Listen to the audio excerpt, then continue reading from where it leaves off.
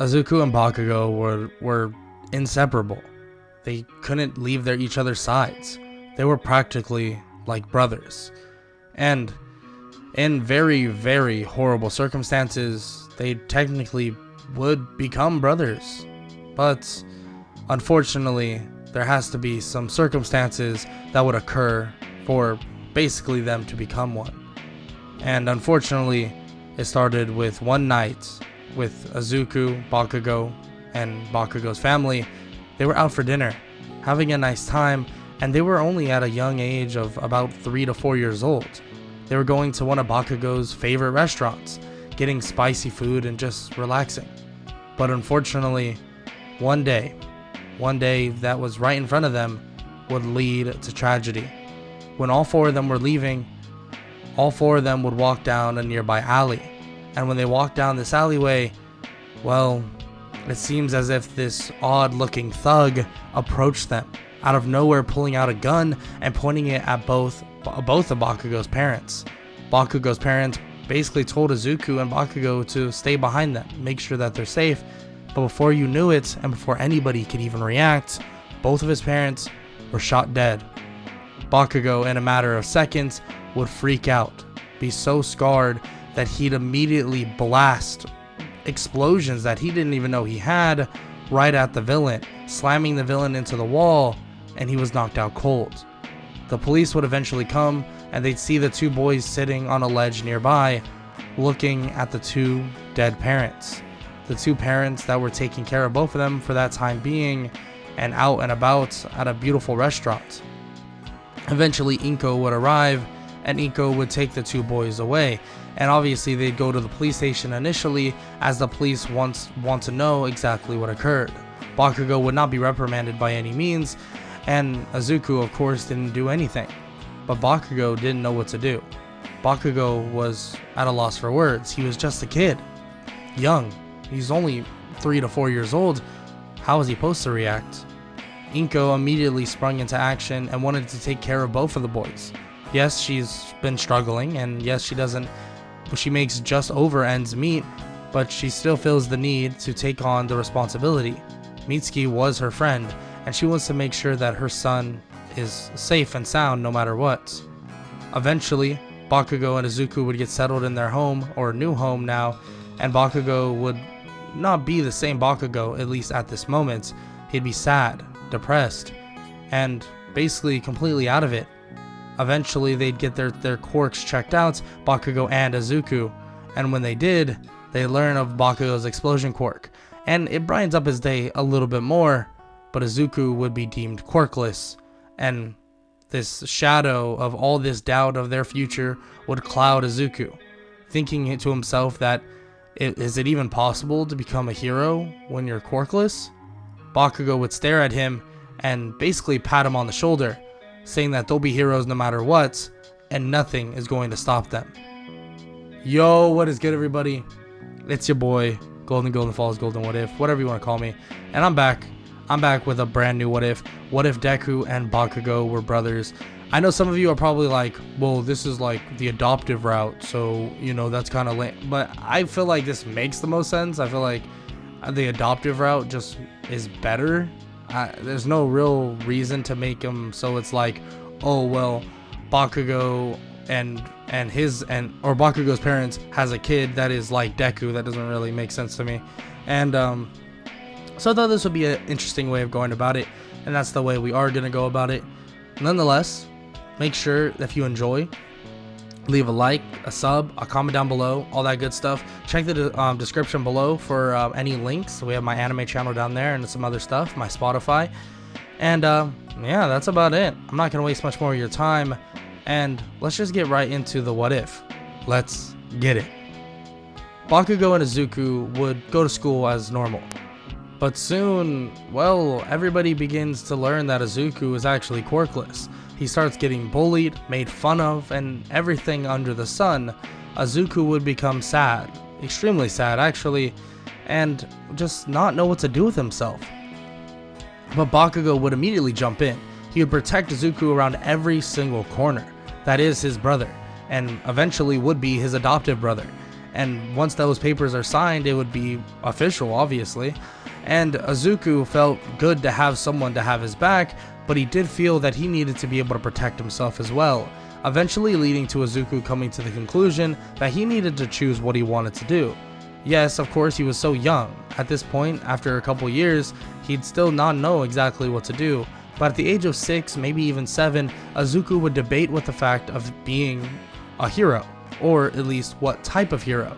If he wanted to be a real hero, or technically the one that everybody knew the most, which was, like a regular hero, that ones that fight crime, he would have to do a lot.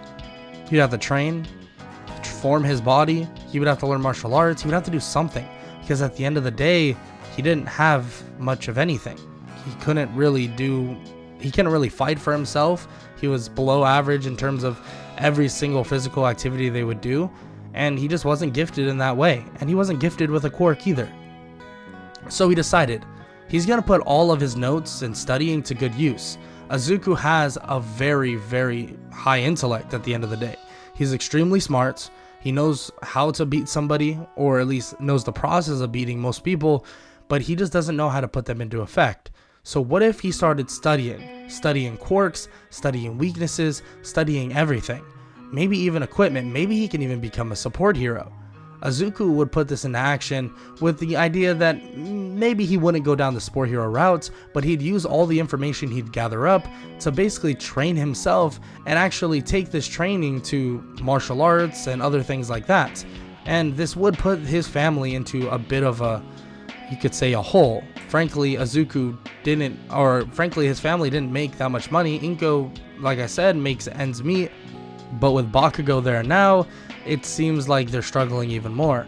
Izuku can barely get classes for martial arts, but it seems like his senseis would actually take a liking to him, liking how much he studies the art of martial arts. Every single little tiny bits of it, he wants to know more and more, and he'd eventually continue on with this, and eventually entering tournaments that would basically allow him to make a little bit of money, at least enough to pay back for the lessons and maybe a little bit more to help out with a little bit of bills. And Bakugo would be pretty impressed, asking to learn more and more about these martial arts. And Izuku learned so much and studied so much that he'd be able to teach Bakugo how to basically fight, like actually fight, and not do wide swings and stuff like that. He'd teach him real technique, and Bakugo would pick up on this relatively quickly. Izuku would always have that upper hand, obviously, and he would always beat him if they were just fighting normally. But once the quirk is added in, Izuku would struggle, and he basically can recognize that relatively quick. But he'd continue on with his studying, his learning of martial arts, and various things like that, working out to a certain extent as well. But he realized that he wasn't getting that far. Frankly, defeating a villain, like an actual villain, with just a martial arts would be almost impossible. So when Izuku and Bakugo actually got older, he would begin to actually implement support items into his whole process of learning. Of course, with Bakugo, he knew about how his explosion quirk worked, and he would be the one to actually make his grenade bracers, and he'd actually make it substantially better. He'd actually be able to concentrate and use it to a point where he was able to make it so Bakugo can use long-range attacks with relative ease. But the only thing is, Izuku wasn't exactly gifted in support items just yet. Everything he's done so far, he's just worked hard at, and he's got to the point where it seemed as if he was gifted. So over the course of the next couple years, that's what he'd be doing. He'd be studying hero after hero and actually making these odd or prototype support items for almost every hero he can think of. But there's always one that he wasn't so sure about, and that was All Might himself. Would All Might ever even need a support item? I mean, obviously Izuku doesn't even know what All Might would need in general, like what would even be possible. But nonetheless, Izuku wouldn't really think about it too much, but he'd actually think about people like, well, Aizawa, which he only knows as a racerhead from his time of just being, completely obsessed with every hero possible. He'd look at people like a racerhead, and he'd make specialty goggles for that as well, in which Bakugo kind of mocked him about a little bit, just for the fact that it's not like he'll ever meet a racerhead. There would be no reason for him to make some of these items. Izuku just shrugs and says it's good practice nonetheless, and let's say maybe one day they do meet, he'll be able to give it to him. And Bakugo shrugs and says, I guess so, but still, there's probably a good chance they will never meet someone like Eraserhead. And Bakugo himself says that he probably just patrols a lot in like kind of the underground type of areas. That just sounds like the type of guy he is. But they wouldn't realize that that is actually kind of not true at all. But soon, the last day of school would arrive. This day of school that everybody would be talking about finally becoming a hero. The teacher says that he was going to give out these little tests to basically see what they would want to do in the future, but he throws them all out, saying that he knows that they all want to go the hero route.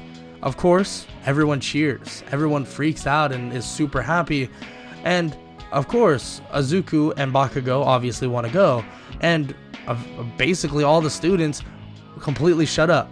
They say that they can both do it, yeah, for sure, but of course they don't believe that Izuku can. They're just terrified of Bakugo because they're about to get a beating if they talk basically smack on Izuku. And Izuku wouldn't really fight back, or at least fight people, unless they're bringing the altercation to him, because that's just not who he is. Bakugo, on the other hand, is a little bit more rowdy and will definitely back up Izuku with his fists. But nonetheless, the day goes on and they actually both are heading back to Izuku's place, or technically both their places. They are both living there, obviously. So when they head under a bridge, they begin to hear these weird sounds. Izuku even points it out and tells Bakugo they need to go now, and that if that's something, they need to move. Bakugo kind of smiles and says that he hopes it's a villain, because if it pops out, he's going to completely and utterly destroy it. Izuku says that's a horrible idea, that they need to know when to basically run away or fight. There's no in between. Bakugo shakes his head and says that he sounds like a little wimp, but just as he says this, the manhole cover bursts open and a giant green-like monster called the sludge villain arrives. Bakugo looks at it, and Izuku looks back at Bakugo and asks if that running away plan is still basically at hand. Bakugo nods as he blasts one hand immediately so that him and Izuku can fly off, or at least get a little bit of a head start.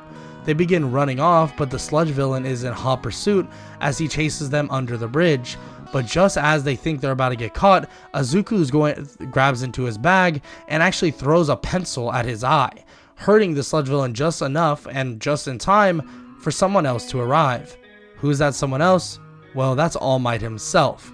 With one Detroit smash, the sludge villain is blown into pieces, and Izuku and Bakugo are basically flung out of the little tunnel and slam into the wall, but luckily they're not seriously hurt. They look up to see their idol, All Might himself. All Might basically just tells them basically that they did good, and that he's glad they're safe. But All Might begins to clean up, and they obviously help as well, but Izuku has to ask. Before All Might actually jumps off, Izuku wants to ask if he can be a hero. Someone that doesn't have a quirk. Is it possible?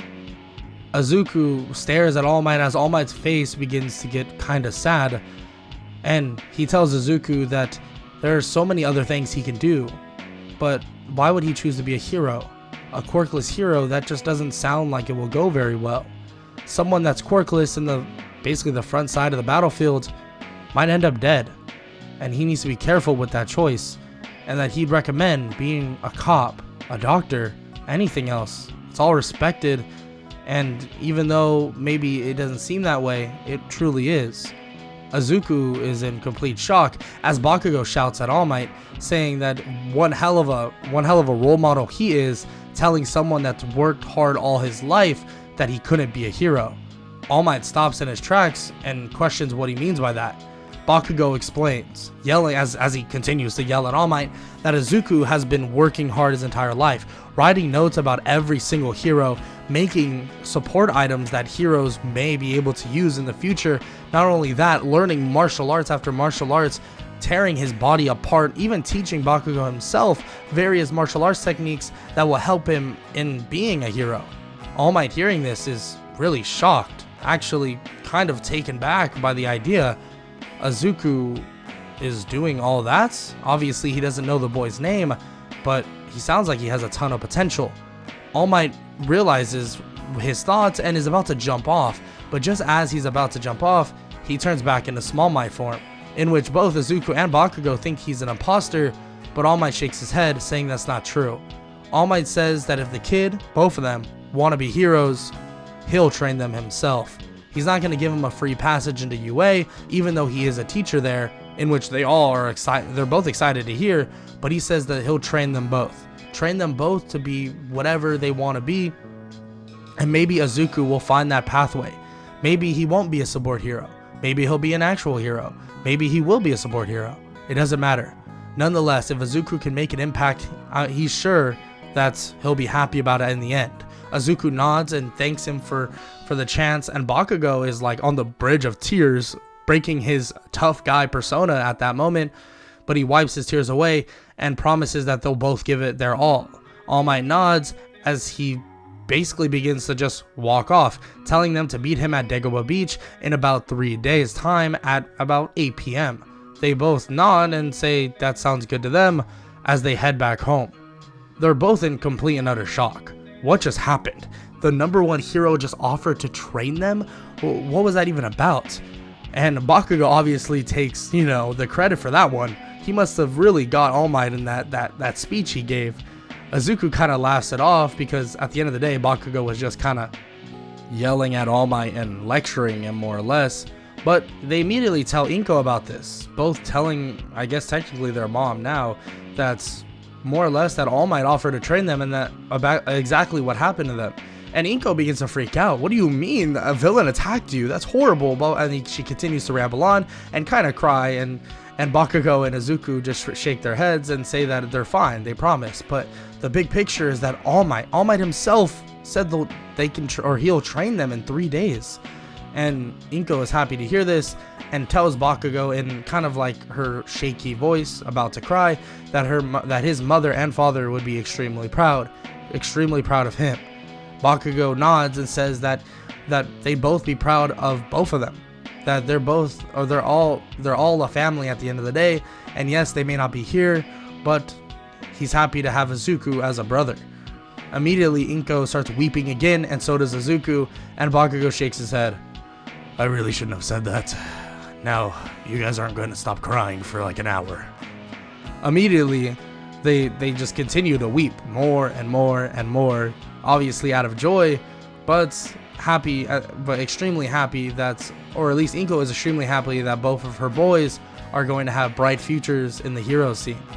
So after 3 days pass, they eventually meet All Might at Dagobah Beach, and when they do, All Might seems to be very strict about their regiment, that he wants to get them completely under control in terms of how strong they'll be, and they'll continue on more and more at gaining that strength. Izuku and Bakugo would show amazing prowess in the entirety of cleaning up Dagobah Beach, and it was pretty easy for them. They'd get it done in about maybe 6 to 7 months, a lot sooner than what Izuku did in canon by himself. Of course, Izuku has taken upon himself to train as well before this, and same thing with Bakugo.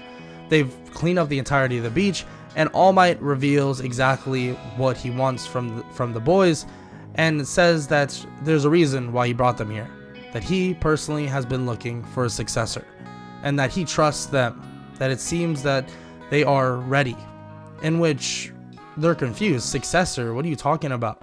And All Might begins to explain that he can transfer his own quirk, transfer it to someone else, and they would have the quirk other known as One for All. Izuku and Bakugo are shocked, and they ask who's gonna get it, but Bakugo looks at Izuku. He shakes his head and says Izuku should get it. He's quirkless, and that maybe a quirkless person that has gone through all the trials and tribulations first, and basically went through hell and back before even being able to get this quirk, would probably be able to use One for All at its highest potential.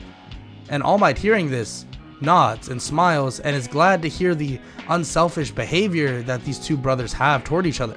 They may not be blood, but they might as well be. That they are just intertwined and connected to all means.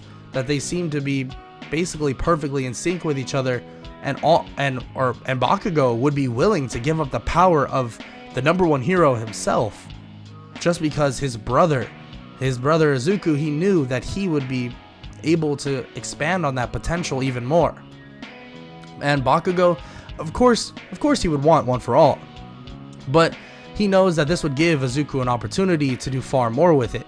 He not only can be a support hero, but maybe he can be the first support hero and real hero as well.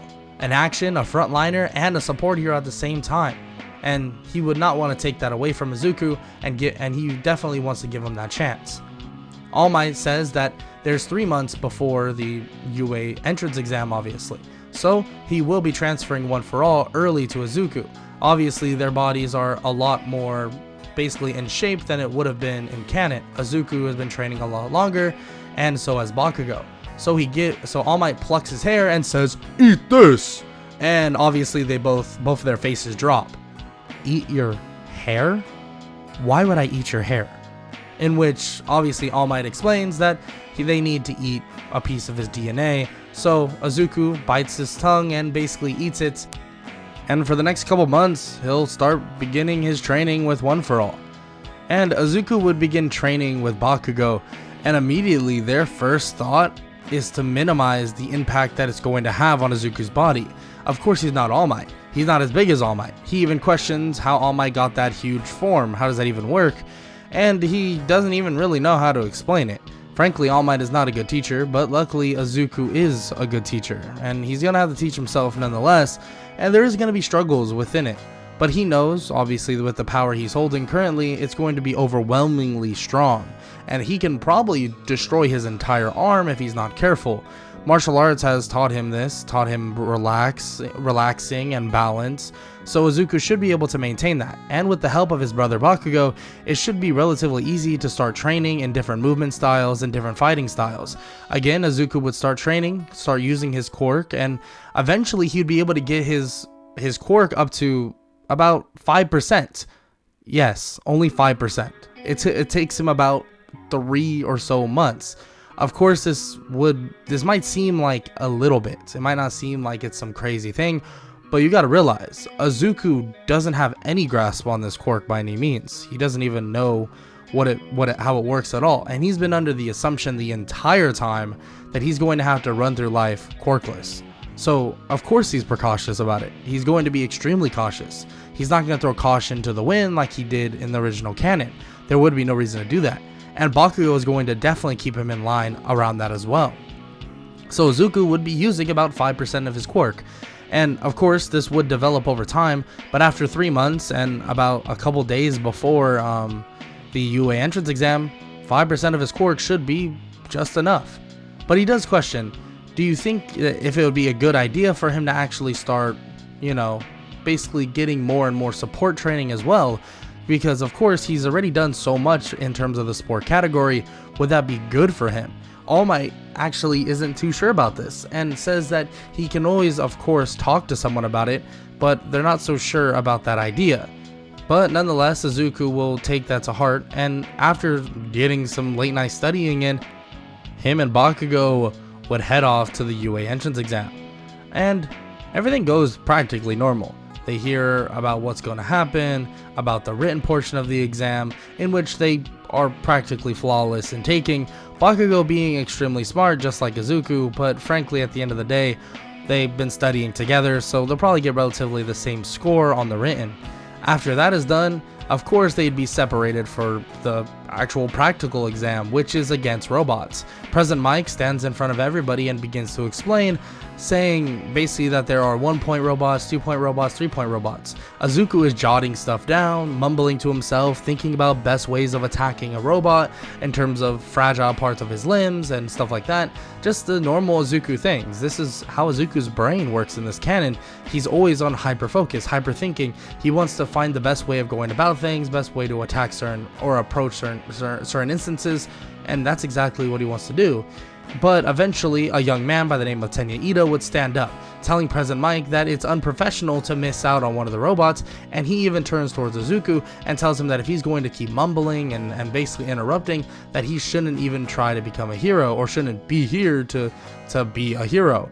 Bakugo stands up and kind of slightly explodes the desk, telling the young man by the name of Tenya Ida to sit his ass down, or else. Immediately, Tenya sits down, and present Mike actually can barely hold in his laughter. The fact that the young blonde kid just stood up for this other kid almost instantaneously, like some rabid dog, is definitely something he definitely wants to think about. Especially because in the line of hero work, having trusted friendships and actually trust people that are on the battlefield is something you definitely want, and those two right there seem to already have it. Nonetheless, the practical exam would begin. Izuku and Bakugo would be separated, and they'd go their separate ways. When the exam starts, immediately the gates swing open as Izuku goes dashing out using 5% of One for All, and he begins to slowly but surely try to turn it up, and he actually gets it up to 7%. It doesn't hurt his body, but it's a little bit more unstable because he hasn't really worked with 7%, but it does allow him to attack the limbs of the robots that are basically more fragile. The small in-betweens of the bolts and stuff like that, everywhere that is basically the most effective to strike, Izuku would slam into, destroying one after another, after another, after another, after another. Izuku would continue this trend until basically he hears these giant rumbles all around. It seems to be a giant robot, one massive robot, and he begins to just kind of jog away, but he sees a young girl kind of in this bit of rubble. He sees that there's really no way of getting her out. He dashes over, pushing away all the stuff there, but he realizes that the robot is going to get there before he can actually, help her out and help her get away.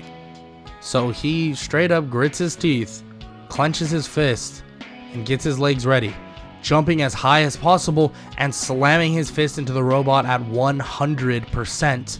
He looks down to see that his legs and his arm are broken. Yeah, I kind of thought that was happening. This is gonna hurt like hell.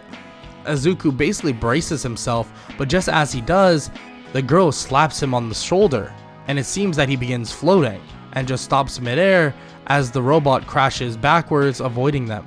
He looks to his side at the girl, and she slightly smiles as she lets him down, and she throws up immediately after. Izuku kind of chuckles at this and thanks her for the help, and well, he's going to need help as well. Eventually being taken to Recovery Girl's office, and she's obviously lectures Izuku not knowing why, but she explains that she knows. She knows who he is, and that he's, well, All Might's successor. Ochako Uraraka, the girl that he just saved, would eventually walk in and thank him for saving her, but Izuku says that it's fine, that it's just a hero's job, right? Izuku gets up and kind of shakes it off and begins to walk out, but Recovery Girl says that he should really be going on crutches. She knows that he has a good pain tolerance, but at least kind of crutch out of here for now, just to support his legs a little bit as they fully heal, because obviously he's going to be extremely tired. Izuku nods at this as he is a little bit groggy. As he's a little bit groggy, he kind of walks out and just heads out to where Bakugo is. Bakugo mocks him for taking so long, but just as they leave, a person stops them. A person by the name of Aizawa. No, Eraserhead. Eraserhead questions not Bakugo, but Izuku, asking why he took the hero exam. It says here that he's down for the support exam, and Izuku shakes his head and says that he's down for both of them. And Aizawa says that can't happen. Unfortunately, he won't be able to do both. He'll have to choose one. Izuku obviously says that he would rather be accepted to the hero one or the hero course, and Aizawa says that he expected that much. But Bakugo slightly says that Izuku is prepared to do both. He's made some insane inventions, even an invention based around... Wait, Bakugo and Izuku just realized Aizawa is Eraserhead.